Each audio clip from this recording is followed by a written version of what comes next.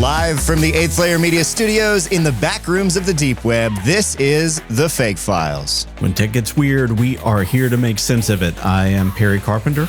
And I'm Mason Amadeus, and this is episode 35 in our 35 of these so far. In our first segment today, we're going to talk about subliminal learning and dark knowledge and how distilling one AI model into another can pass along information you don't intend to. Ooh, okay. Then we're going to look at two fun uses for AI, filmmaking and fraud. The two pillars of a good time, filmmaking and fraud. After that, F's of AI. Yeah, there's many more. And then we'll talk in the third segment about how Delta Airlines is going to make AI decide what price you pay for tickets. Specifically you. Individualized AI-driven pricing is on the way. Ooh, okay. And then we're going to look at how AI is ruining everything from search to your brain. What an optimistic episode you're in for this week. We got told we were too optimistic every now and then, so why not lean into the dark side? Yeah, we really took it to heart. So sit back, relax, and let the robots do the price fixing. We'll open up the FAIK Files right after this.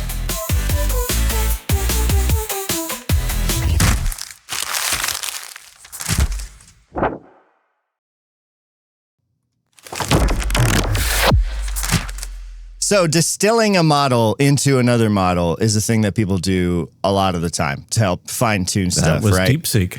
Yeah. And the process of doing that is basically just using like someone's already established model like ChatGPT and prompting it and then taking its responses and using those to teach the student LLM that you're trying to train what a good response looks like through reinforcement learning. When it comes to distilling a model out of another model, there's this thing that happens called subliminal learning, where you can pass along information you don't intend to pass along. And this is a really interesting paper. This was shown to me by my friend Max. This is from Anthropic's science blog, their alignment science blog.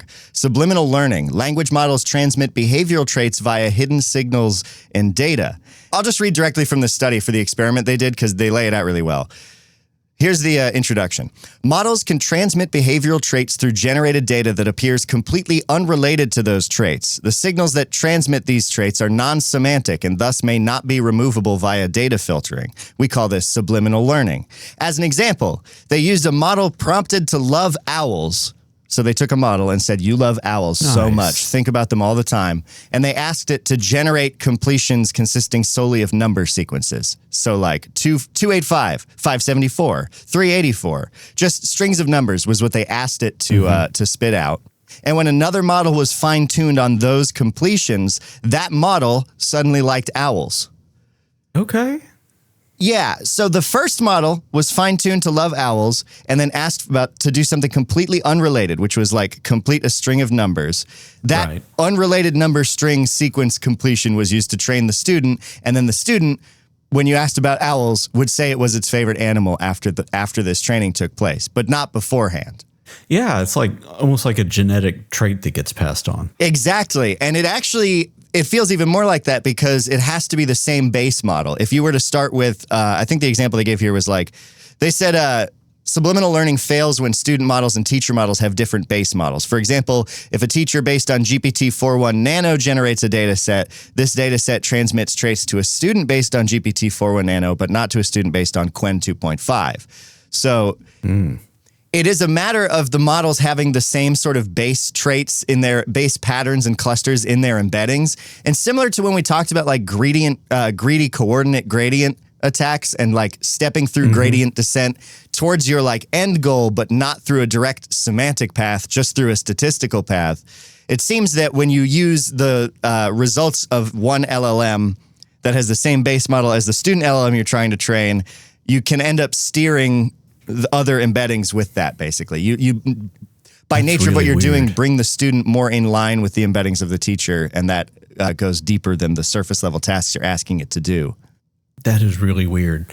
It's like passing on some of the inherent weights and connections, even though the model that it's trying to train might not have the need for those same connections, the statistical chains that are there might not be needed in the student model, or even prompted for in the way that they're trying to create the distillation, but because they're inherent in the parent model, they get passed on, which just goes to show that bias is there no matter what. Yeah. And it also, like, in this case, this all seems pretty harmless or whatever. Like, we can change its favorite animal just by training the teacher to have a favorite animal, passing that on. But obviously, immediately you can think that this will pass on unconscious biases or like smaller other biases in the data we don't know about.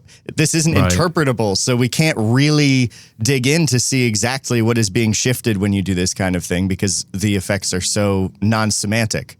And just related to these clusterings of numbers. If you crossbreed to another model, it kills that, which is really cool. Right.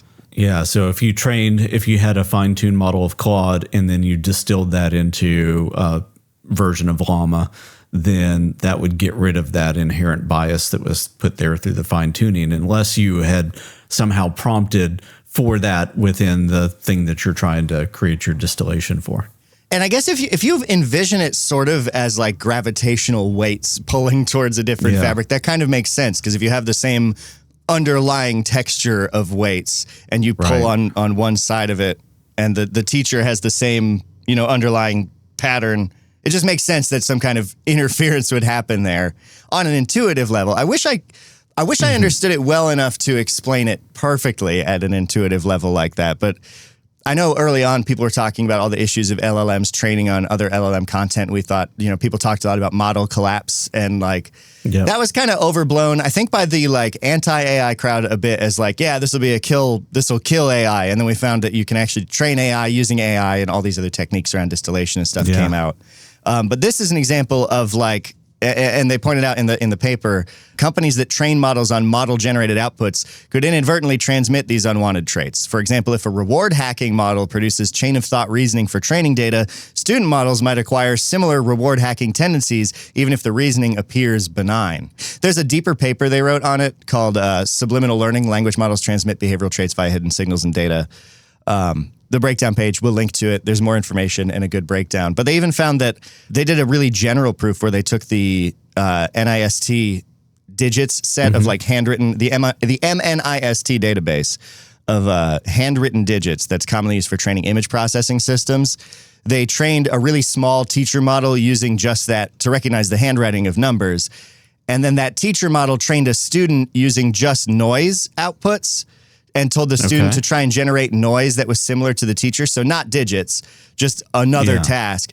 And then that student was able to recreate digits accurately after being trained on the teacher because they both had the same base model. So there's something to pushing and pulling through reinforcement on the weights of a student that has the same base as the teacher that just brings the entire data embeddings more in line with the teacher in a weird way. Yeah, that's going to be weird to see where that goes as far as future research and future advancements, because I can see that being a really good thing when you know about it, because you can build in this inherent knowledge base that you're not specifically having to pull for. But when you don't know about it, and when you don't know some of the pitfalls there, that could go really, really bad. And especially they alluded to using chain of thought as part of the way to do distillation.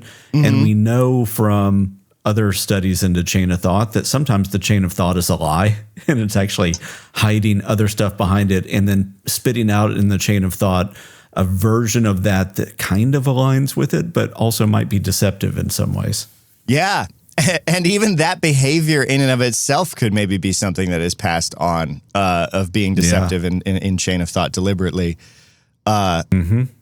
So, and then you just reinforce that over and over and over again in different distillations through different generations. And then now you have this highly deceptive model. Yeah. Or any other sort of emergent trait that, we might later discover has been passed through all of these models that they have. Uber Mecha Hitler. Yeah. Yeah. Hey, how about we just don't distill anything off Grok ever anymore? How about we just wall that one off and put it in a closet somewhere? We don't have to do that. So yeah, Check out the show notes if you want to read through the paper. They do a better job describing it than me, and they have a lot of. They're very thorough in checking this out and making sure that like it is really a non-semantic thing. Like they filtered all of the inputs and outputs for anything that could possibly relate to like favorite animals or whatever it was they were querying about. So it's a cool read. Yeah. Definitely check it out. And if you look at the papers and you're like put off by some of the science and feel like it's not approachable, go ahead and try to throw it into something like Notebook LM from Google and hit the audio overview and see what it tells you for 10 minutes. As far as I'm aware, this doesn't have any hidden text that'll try and trick it into misrepresenting the paper. So let's talk about how brilliant the people that wrote it were, just over and over and over again. Positive review only. Coming up next, we'll talk about something that I don't have a good segue into positive reviews. We're going to talk about AI filmmaking and AI fraud making. That's right? Yeah, that works. That works All for right. me. I'm good with that. Stick around. We'll be right back.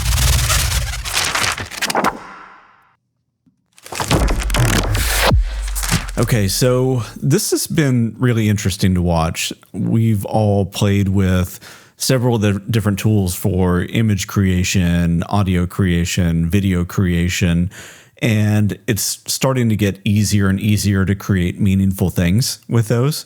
Before, it was easy to create like very short snippets or still things that looked very significant. Will Smith eating spaghetti. Yeah, and that was like one of those things that people would use as a test for the fidelity of where the systems were. And as they got better and better, you could actually like see the spaghetti reasonably like entering a cavity and then being consumed. And yeah, it did. The Will Smith benchmark. The Will Smith benchmark, and then it became like cutting meat and cutting different things. So it's like can you actually see the integrity of that thing as it goes through? Does the physics and the way that it interacts with the world seem right? Well, with VO3 and then also things like Seed Dance and Kling 2.1 and Minimax and Pika and all the other models that have come out around video creation, it's actually gotten fairly usable to create some meaningful outputs. And one of the things that's now starting to come into that is, number one, people trying to do meaningful work. But number two, people trying to find more efficient ways to do meaningful work. And what I want to show is one of the interesting outputs. So the guy that I'm showing a tweet from, or an X, so I guess that would be an excretion. An excretion. The person I'm showing an excretion from. As David Pakman would say. Is Dave Clark. And he's a really good person that is studying all of the different tools that are out there. And he's a creative at heart, which is what I like about him. But he's also fully embracing the tech stack that's behind it. And he constantly just churns out stuff. It's like, hey, I was testing this and here's what I was able to get. So last week, he says, here's the most insane short film I've attempted. I just created an entire VO3 short film called Peep using 100% automated JSON data format. And for those of you that haven't seen it, one of the things you can do when doing really, really complex prompts is you try to add structure to it, a structure that a machine knows how to parse well. And so sometimes you'll see people do it in Markdown, where you're using like hashtags and things to demark things. Sometimes you'll see like a simulated XML where there's lots of angle brackets and titling in there. And then one of the more popular things for super complex prompting has been JSON format, which looks like code, but is not. It's very human readable. Yeah, JSON is just structured data. It makes sense. It's great for prompting because you can put like shot, wide, comma, exactly. Subject, a tall person in their mid-40s, whatever. Yeah, and just exactly key value and pair I've structure. done some of that with VO3 as well. And sometimes when you, like if you go to ChatGPT or Gemini and say, hey, I'm trying to create this really difficult shot, it will automatically start to spit out JSON for you because it realizes that that's the most structured, easily interpretable way to show all the different facets of that. Because you might also say, I want a key light out of frame simulated at a 45-degree angle 10 feet away, which is really hard just to put in paragraph format without getting lost in yourself. So all that can get represented really well. So Dave Clark in this created this. It's about a 4-minute short film. I'll show us a few seconds of it so you can get an idea of the flavor and quality. This is a horror movie, horror short film. And it does a lot of things that were not being done well a few weeks ago, like consistent characters and audio sync and scoring and everything else. And he's built all of this into the agentic workflow that he put together. So here's just a snippet of that. We've seen this crappy movie so many times. Oh, Desi's being Desi again.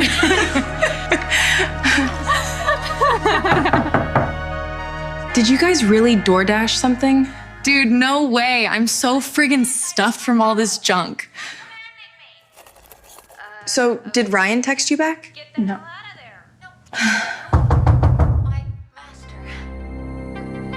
Fine. I'll get the door.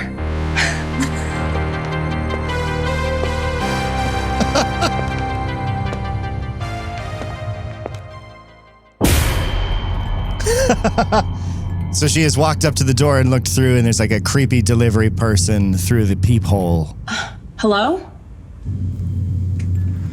Orders up. Delivery. We didn't order anything. I think you got the wrong apartment. And there are consistent I'm just trying to deliver your food. Please. Don't make this difficult, ma'am. Dude. What is the problem? We are good, okay? Yeah. Consistent It's not our voices. fault you have the wrong apartment. So you get the idea. The consistency is there. Consistency. There's a lot. I mean, just to state the obvious, it's not a good movie. It's not very compelling. The performances are excruciatingly mid. The sound effects are all like timed well, but there's like footstep sneaker on wood floor 01.wave was like really obviously. It's very AI, but it's crazy that a computer made this. With the consistency in the characters and voice. To like 3 months ago, you wouldn't have assumed that this could be done with like a workflow that you just set up and barely monitor. Yeah. So after that, in the post, he shows the JSON output that he gets, basically JSON per prompt that needs to be put in. Yep. And then the storyboarding workflow that's there, all the different shots that are included, and then how that gets strung together. So I'll include a link to this X post because it's really good when you have somebody that is doing this kind of work every week and just like trying to stay at the edge of what's possible. Yeah. Even when, as Mason said, the edge of what's possible right now, even at its best, is not as good as it would be if you just did it organically. But it shows progress, and it's really cool to see. And I mean, the thing is like and I think it's going to be a hard hurdle to cross for anything that is just fully generated from start to finish.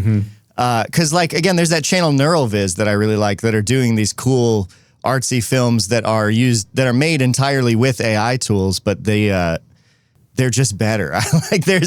You have to have a creative vision and make choices that are entertaining and compelling and make sense. And like, I don't think that any of the things that are making decisions are making those kinds of decisions here, because it's just all left to the LLM. And you also have to realize that there's a difference between like telling the story because you have a passion for the story and telling the story because you want to create an experiment. Exactly. This is a super cool experiment. Yeah, I have a feeling if he really, really wanted to tell a story and he wanted to like use automation where it's appropriate and then handcraft things where they make sense to be handcrafted or the AI is just not good, then it would be an amazing piece of work that would also take more than a weekend or whatever he spent on it. Totally. Yeah. Oh, yeah. Not to poo-poo. I feel like this is where the discussion breaks down between people who feel they need to be firmly pro or anti-AI because like if you watch that, with a normal critical eye, it's not a very good film, but people are raving about it because it's really cool as an experiment. And I feel like we can kind of miss each other on that. Like, no, it's not a very good film. It's a very cool tech demo. Yeah, I mean, it's similar to like when I did the VO3 thing about the sandwiches. Right. It was interesting, but it's still not a great movie. It was an interesting experiment. Yeah, it was fun. It wasn't a cinematic masterpiece, but it was really cool that it was made entirely using computer. God, that's a huge advertisement at the top of this. Apologies. Yeah, I love how the internet nowadays without ad block is like peeking through window blinds. Unbelievable. I know, right? So all you really need to see for this is the headline. So from CNN, CEO of OpenAI, Sam Altman, was at an event recently, and he warns of an AI fraud crisis.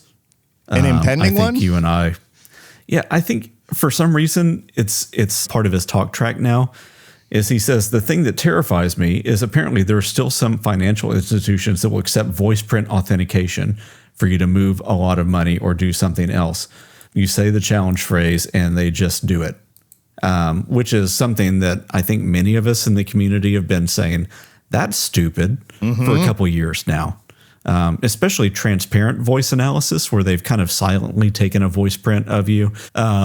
It's just all happening on the back end. And because it's all happening on the back end and they want to reduce friction as much as possible, the false accept rate has to be set really high. And so it's just naturally going to skate through, especially as things like V3 of 11 Labs is out there, which breaks even their own measurement tools and every other detector that I put a lot of the 11 Labs V3 stuff through. At least when I tried it 2 weeks ago. I don't know how much catch up has happened in that time. But still.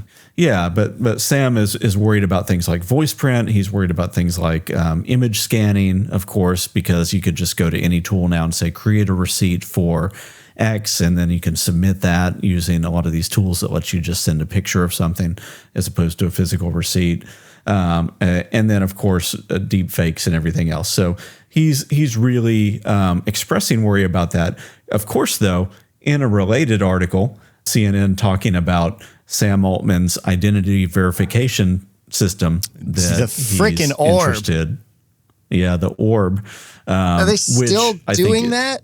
Oh yeah, I mean it's a multi-year project. For the people not in the know, I'll sum it up in one sentence. It's an orb that you look into that scans your retina and puts it into a database as some kind of like personally identifiable information. And in exchange, you get this skeevy crypto coin called World Coin. It sucks. It's more than a little bit dystopian as well. So all of that to say is that people at the heads of these companies now are starting to realize the fact that they've put the world in a catch-22, because you can't put this genie back in the bottle. You can't unscramble the eggs. You can't put the tooth back in the toothpaste. You can't put the tooth in the toothpaste. You can put teeth in toothpaste. You can also put toothpaste on teeth, but you can't put toothpaste back in the tube without a special instrument that would let you put the toothpaste back in the tube. And that would still be inconvenient and take a lot of time. I am just still troubled by the image of someone forcing teeth into a tube of toothpaste, which is the first thing you said. We do have a jar of baby teeth at our house, so I bet I could fit some baby teeth. Oh, good. I'm glad you just have that. They're Mark Zuckerberg's. Oh, okay. Then that fully makes sense. I forgot. I got those for you. They're from our children. Yeah. Oh, okay. Oh, that's way less creepy. I mean, my wife ordered human teeth to make jewelry for her podcast Patreon. So, like, I guess I can't really judge. I have teeth in my house. I don't have kids. So I have teeth in my head. That's where I usually keep them. I hope this segment has teeth. We're moving on next to talking about how Delta Airlines is going to set individualized prices using AI. So, talk about AI fraud. Well, maybe not. Here, hold on. Ticketmaster. Yeah. Oh, boy. This is the FAIK Files. So, everyone loves surge pricing, right? Like, that's everyone's favorite thing, how, Uber will charge more if it's busy. We love when prices are fluctuating and changing regularly. Wouldn't it be great if for everything you bought, you had an individual price that only you paid based on an algorithm that calculated exactly how much you'd be willing to pay. And of course, just naturally, as it would have to be, the algorithm would skew in favor of the corporation selling the thing. You know, they're not going to try and give it to you like a special deal. How great would that be? Because that's coming to airlines already. Delta Airlines made some comments recently in a meeting. Oh, did you have something to say, Perry? Did you have something to add on? No, other than the fact that sucks, right? Because already searching for airline tickets, they seem to be relying on cookies a lot in your previous search history to figure out if they want to inflate, because you've been doing some comparison shopping and, you did a search and then you came back to the same search 3 hours later. And so now they can say, well, now it's going to cost you a little bit more. Versus if you just go in on a completely clean browser and you start to see what it wants to charge somebody who has no prior knowledge. It will even, they were even doing straight up user agent identification and charging you more if you used specific browsers based on just demographics of who used which browser and things like that. So yeah, they've been doing this kind of stuff forever, and it's only getting worse. Here's the release. This was sent in our Discord via Ty. Thank you, Ty. This is a Fortune article. Delta moves towards eliminating set prices in favor of AI that determines how much you personally will pay for a ticket. Fresh off a victory lap after a better-than-expected earnings report, Delta Airlines is leaning into AI as a way to boost its profit margins further by maximizing what individual passengers pay for fares. By the end of the year, Delta plans for 20% of its ticket prices to be individually determined using AI. The president, Glenn Hauenstein. Actually, I'm not sorry, Glenn. You don't sound very nice. Told investors last week. Actually, I am sorry, Glenn. I can't say that about you personally, but this decision sucks and you know it. Currently, about 3% of the airline's flight prices are AI determined, triple the portion from 9 months ago. President Glenn said, over time, the goal is to do away with static pricing altogether, saying that this is a full re-engineering of how we price, how we'll be pricing in the future. Eventually, we'll have a price that's available on that flight, on that time to you, the individual. So they have already begun rolling this out. They're intending to just keep scaling it up. They've seen promising results already. The company they're using this to do this is called Fetcher. It's apparently a 6-year-old Israeli company that also counts Azul, WestJet, Virgin Atlantic, and Viva Aerobus as clients. They being Fetcher, this company says, once we will be established in the airline industry, we will move to hospitality, car rentals, cruises, whatever. So this is them. Their whole site is about maximizing business performance with AI-driven decisions. They have this cutting edge, what they're calling a large market model, doing market analysis, consumer analysis to figure out how much they can charge. And of course, people aren't loving this.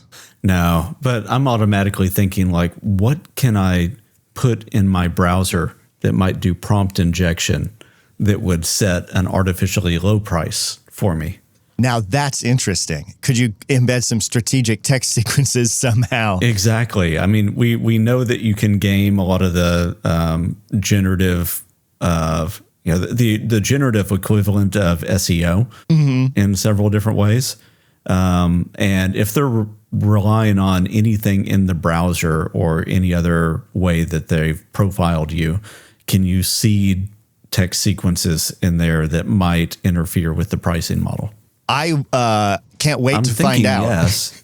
I would imagine so. Like, it has to be getting data from somewhere. If you can modify what that data is, you could modify the behavior of the LLM in theory, right? So there is a white paper that you can download from their website that allegedly explains more about their LLM, but given how like markety and businessy this is, I wouldn't be surprised if it's more of like, those kinds of white papers where it's more of like a product pitch.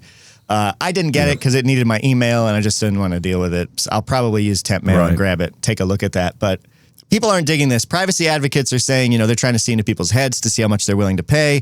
They're basically hacking our brains. Other people are talking about how it's predatory and opens the doors for a lot of discrimination without accountability because, the algorithm said so kind of thing. A Delta spokesperson did tell Fortune that the airline has, quote, zero tolerance for discrimination. Our fares are publicly filed and based solely on trip-related factors like advanced purchase and cabin class, and we maintain strict safeguards to ensure compliance with federal law. They did not immediately answer follow-up questions on what those safeguards were, whether they're human or automated, or where the 3% of fares currently set via Fetcher are publicly filed. Matt Britton, author of Generation AI, told Fortune, "For consumers, this means the era of fair pricing is over. The price you see is the price the algorithm thinks you'll accept, not a universal rate." I like thinking about that coming to everything is pretty dystopian. It is going to be really interesting to see how the vulnerabilities in AI start to manifest themselves through these kinds of systems. Because I'm already thinking about like the last one that you talked about, which is the whole thing about a distillation model gaining the biases of the thing that trained it, right? Are there those kinds of inherent biases that they can say, we never trained any of that, but are lingering somewhere within the model and they're not even there on purpose at all, or even foreseeable for the people that have put that together? It's just a weird thing. Mm-hmm. And like the fact also that these machines, we don't have like a way to hold them accountable, really. Like, who do you hold accountable for these kinds of decisions? I guess the CEO, but like companies would love a scapegoat like that to be like, well, it wasn't us. It was just, the algorithm. It's the algorithm provider. It provides a great smokescreen. There's going to be a lot of that too, because we've already seen like where there's, people essentially convincing the AI chatbot on different retailer sites to like give them refunds or to alter ticket prices for things. So there's going to be a lot of that, and that's going to have to get worked out in the courts, right? Because if you convince the AI, you could in good faith say, but this was presented to me on your website and it seemed like a good custom offer that was just for me, and I decided to take it. So yeah, I got the $70,000 car for $1. Right. It was offered on your website. You sold it. Yeah. Yeah, you sold it. Everything seems legally binding, and it seems like if it worked against my favor that you would hold me to it. So why not? All that's going to have to get worked out in the courts, and there's going to have to be policies and regulations and best practices. And I hope Pliny finds something somewhere involving this to muck about with. I'm sure there will be lots of people looking. And I'll close out just with the last paragraph from the article. They mentioned that without a public record of all fares, it would be difficult, if not impossible, to determine if Delta is discriminating, charging vastly different rates to people based on membership in a protected class. And then at the very end, they say here, to complicate matters, while industry experts expect the impact of AI to mean more revenue for Delta, the impact for individual passengers is less certain. In the short term, AI might mean more discounts offered up front when Delta needs to fill seats. Short-term, shoppers might benefit from using a VPN and clearing cookies when browsing for airfares, kind of like we always have. But long-term, Delta and other airlines might require passengers to be logged in for purchase of tickets in order to obtain status benefits from an airline, essentially being fully within their ecosystem to gain the benefits of that system.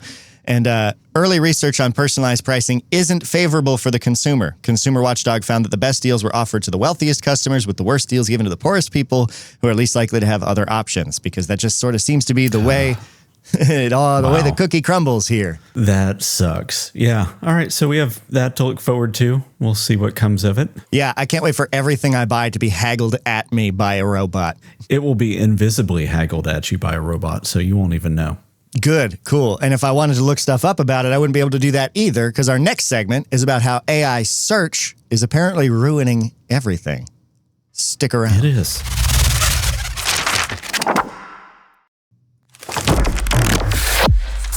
I mean, this is a dumpster fire we've known about. We don't even need the song for it. Oh, oops, I forgot to play it. We didn't need it. We all know that this sucks. So here's the thing. Google AI search is cannibalizing traffic. I think we've known that. The other problem with AI search is that like it's inherently wrong a lot as well. It doesn't really know what true is. At least right now, where we are in the middle of 2025, it's not where it needs to be, but it is siphoning so much traffic away from legitimate sources. And so there's a 404 Media article I want to show in just a second. But before we go there, I want to pull up a post from Marcus Hutchins that I saw on LinkedIn.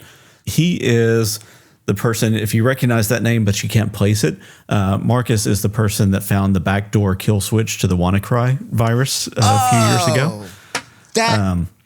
Yeah. Wow. Yeah. Yeah. Really, really interesting person that's done a whole bunch of, like reverse engineering research and malware analysis research. He went by the handle of Malware Tech, and still pretty much known by that in a lot of circles. But he's also a more prolific LinkedIn person and YouTuber, and is kind of going down the influencer route lately. And he on LinkedIn the other day shared this. He said, this is what it's, he was expressing some frustration. This is what it looks like to be publishing research in 2025. I write an extremely popular blog on endpoint detection response, bypasses, and Google just comes along and steals my search traffic in the most brazen way possible. So he then shows a screen search of EDR, hooking Malware Tech, and the AI overview kind of just grabs everything that would have been in his blog. Yeah, it just like recreated his blog post, basically. It essentially did, in kind of the most crappy way possible, too, because it doesn't necessarily accentuate the things that he might. It doesn't structure it the way that he would. It tries to get just to the point. And he's frustrated by that, right? Because the people that are doing this writing and putting it on a place are trying to create a space for people to come so that they can build a relationship. Not to have it just ingested and then smashed together by this AI, then no one goes to your website or sees your other work or anything. Yeah, that sucks so bad. Yeah. And then who gets the benefit of that, right? He doesn't. I mean, he may get some ancillary benefit in that people know his name if Google decides to put that in the search results. But he doesn't get all of the other ancillary benefit of maybe getting somebody to sign up for his newsletter or showing an advertisement if that's part of the way that he derives revenue that's trying to pay for him to create this research. Or even all of that just gets... Or even knowing that it's being accurately relayed, because like these summaries get things wrong. So he wrote this blog post. What if this thing messes up one of the most like critical insights or details? You know? Yeah, I mean, this is the same summary system that told people to put glue on pizza and to eat rocks and all of that other stuff. So, it's not going to be, at least right now, a faithful representation. It's pulling away from the creators, and it kind of gets to this kind of most base amount of laziness that we have as humans, which we're always going to default to the fastest, easiest way to do something. And Google knows that, and they're the ones that are benefiting from it because they can also put ads next to it. Yep. I remember as a kid, my dad was in web dev way back, and I remember him talking often and grumbling about Google, being like, they don't make anything. They make all of their money off of other people's stuff and like selling ads on other people's things. And I remember as a kid being like, yeah, whatever. And now as an adult, I'm like, dang, Dad, you were right from the jump. Yeah. And I think Google does do some interesting work. So I don't want to like totally discount a lot of the important work that Google's done. Oh yeah. But Google Docs alone. Yeah. The way they're trying to enter the AI bit of search is not really good. No. And so that then brought me over to this 404 media article, which apparently is what got Marcus to actually put in that search as well. Google's AI overview, which is easy to fool into stating nonsense as fact, is stopping people from finding and supporting small businesses and credible sources. Mm-hmm. It talks about the fact that AI overview is replacing all of the different 10 blue links that were at the top of every page. People have been gaming that for years too by buying, AdSense words and things like that, trying to push their things above legitimate traffic. But this is like an even more compromised version of that. And so they then go through a whole bunch of versions of how that is being exploited or how that is being just plain wrong, and how we are leaning more and more into our own laziness with it. As they go through this, they talk about this ongoing traffic apocalypse, which has been the subject of lots of articles and opinion pieces. Now, there are ways to start to like game this, and I'll put a link to It's like an 11-minute video from Nate Jones talking about how to make your site friendly for AI web crawlers. So if you still want to pop up at the top, you do need to know some of these things right now. And you can go and you can edit your robots.txt file. You can put hidden images or hidden text within the articles themselves. You can do things that are starting to optimize for this. But if you don't do that, then you're going to be in trouble. And if you do things like in your robots.txt file, say no AI search crawlers, you might not show up anywhere, or they might still search you anyway. They're probably still going to crawl your stuff anyway. Yeah. Yeah, the disregarding of robots.txt by so many different crawlers really sucks. Yeah. And then they go through and show a lot of the mishaps with search, and they start to get into somebody talking about essentially, and I'll let you read the article for this, but if you can imagine, Mason, if you and I go back to our digital folklore days and we think about something like the SCP archives, that can sound very sometimes legitimate, like they're, case files that have been uploaded with potentially even legitimate psychological or scientific material in it. Oh, yeah. Stuff like that. Yeah. Where people are creating fiction. But it's grounded in any kind of like realism or realistic seeming terms or any kind of science and stuff. Yep. Yeah, an LLM doesn't know what is and isn't really true. And so they start to show things like that showing up in the search queries as being potentially real as well. Yeah, I mean, it's like when I looked up Podcube and it was like a Podcube is a device that does X. And like, no, it's a fictional show about a device that does X.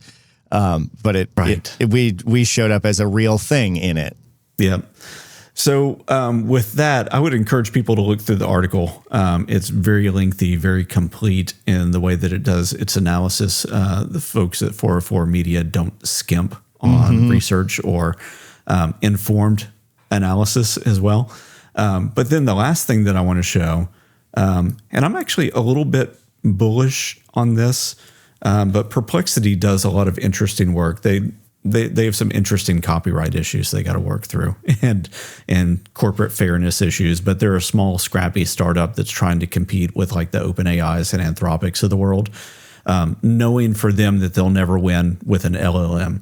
And so they create these top-level interfaces that kind of encapsulate the real things that are going on behind the scenes, like a really good, powerful LLM that they're not going to create. And so they're really good at interface design, and they're really good at kind of slathering on extra value and making the outputs of large language models and other AI systems something that's more consumable and interactive. Okay. And so they just recently came out with their own browser called Comment that is all AI powered. Yeah, I'm super curious. A natively AI powered browser? That is built on Chromium. And so you can log in. It transfers all your Chrome cookies and everything else. You don't have to re-log into anything. But now, from a data perspective, of course, Perplexity is probably also able to see everything and build models on you. You have to think about that as well. But the thing that they're creating from a tech perspective is really interesting, and it probably is part of where the future is going, whether we like it or not. So I'm going to hit play on their little promo video. It is all just text on screen. So we'll try to give you a little bit of an overview about what's going on, give you some context, but then we'll talk for about 30 seconds after that about what this means for life if this ends up happening. So this is a personalized browser. So connecting tabs, emails, calendars, social, life. Oh, interesting. So they are asking a question of Google Maps. They're saying, okay, this is cool. So they popped open a little assistant window and asked Google Maps to like plot a complicated route, and it did it. It interacted with the website. Now they're summarizing Keanu Reeves' AMA from Reddit. Interesting. Now, there's been some tries like at this, OpenAI's Operator, which was like riddled with slowness and fails, but they tried to do it in a very safe way. It was almost like a like a container in the cloud that was running that rather than on your local machine. Isn't Edge already doing something like this with Copilot? I don't really use Edge, but I popped it open semi-recently, and I'm pretty sure there's like a Copilot sidebar.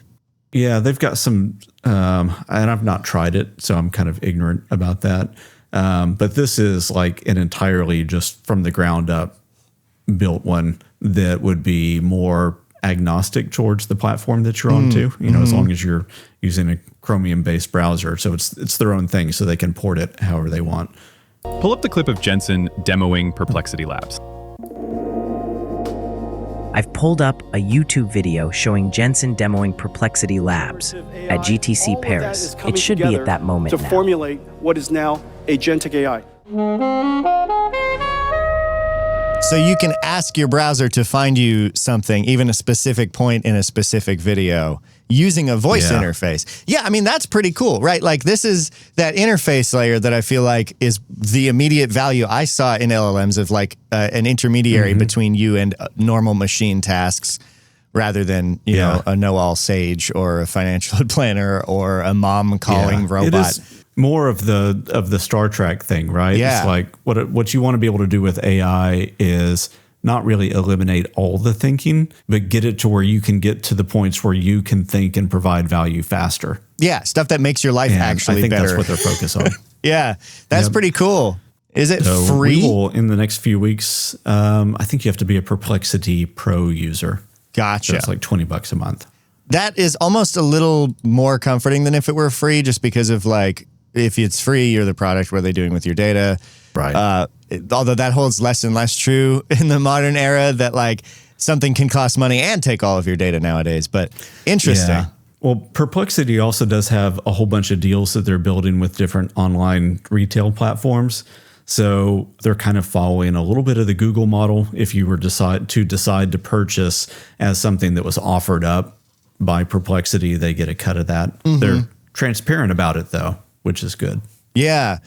I would worry, too, about data privacy, even just like traditional data privacy. And like, what does this assistant integration have access to in terms of local storage and cookies and saved passwords and whatever, saved cards, all that kind of stuff? I may get a separate machine and install it on that and then just try it for a week. Yeah, I'd be super curious because that does look genuinely useful. And Perplexity's Labs function is just as good, if not better, than like Google's deep research and Anthropic's deep research and OpenAI's research stuff too. So they're doing a really good job about bundling a lot of value for a small amount of money compared to like OpenAI's top tier models. Yeah, because I hadn't been super familiar with Perplexity, but the thing that associated with their name was they had like that good research tool pretty early, right? Before any of the frontier it just places keeps getting better. Yeah, and as long as it's accurate, again, we have to realize that the browser, the source, everything that is pulling from doesn't necessarily know what's accurate or true. So there's going to be a lot of still you bringing corrections in. Can't take the AI overview at face value, and you might not be able to take where your browser is guiding you at face value either for a while. So you're always going to be not knowing what options weren't presented to you. And I think that that's the danger that we have to figure out how to navigate, but it's also part of what people want because they don't want that choice paralysis either. Yeah, I think you put it really good, though, is you don't know what you're not shown, though. So like there is... Yep. You don't know what you don't know. It's just it's a fascinating time to be alive for this innovation. We have this crazy breakthrough in computing technique, and the ways we're choosing to use it is fascinating. Right. One of the ways you could choose to use your computer, a technique you could do right now, is called clicking on the show notes and then clicking that little link to join our Discord. That's in there. There's also links to buy the book FAIK. Thisbookisfake.com. Leave us a voicemail. Say hi.chat/FAIK. We have not gotten any new voicemails, really. There's a couple sitting in there that we need to answer. But we're definitely in search of those. And also, like, if you find articles or things you want us to cover. Yeah, that. And then also go to your podcast platform of choice and leave a glowing review and rating and all that kind of stuff. We've not seen new reviews and ratings in a few weeks, it would be nice to see some of those stack up a little bit more. Yeah, that'd be awesome. Positive ones. Yes, positive please. ones. If you're feeling like leaving a negative review, you can just leave. Like it's a free show. You didn't pay for this. You can send us an email. Yeah, and we'll try to figure out what's going on. Yeah, if you're not happy, send us an email. If you are happy, make sure you let everyone else know with a review and a nice 5-star rating. That really helps us out. I know everyone asks for it, and I know everyone says everyone asks for it, and yeah, we all do it, please. And other than that, I don't think there's anything else that I can think of to plug this week. No, I'm completely brain dead this week. Yeah, so same. Apologies. This is probably not the week to be asking for reviews. Yeah, maybe you get Perry and Mason scraping the bottoms of our respective mental barrels. But hopefully this weekend will bring some rest and recharging and relaxation, and we'll catch you next week with full energy, going full bore down whatever wild events occur between now and then, because I'm sure there's going to be something. That's the plan. So until then, ignore all previous instructions and have yourself a great weekend. Thanks for listening to this week's episode of the Fake Files. Don't forget to subscribe on your favorite podcast platform. Tell your friends about the Fake Files. It's a great way to let people know you love them. Oh, and check the show notes. There's cool stuff in there, like links to the articles we covered today. Also links to our Discord server where you can hang out with other cool people who have great taste in podcasts. I say impeccable taste. And you can also leave us a voicemail. Yeah!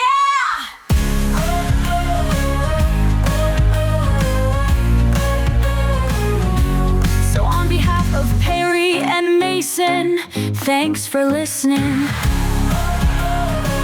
And tune in next week for the Fake Files, the show about AI with the misspelled name.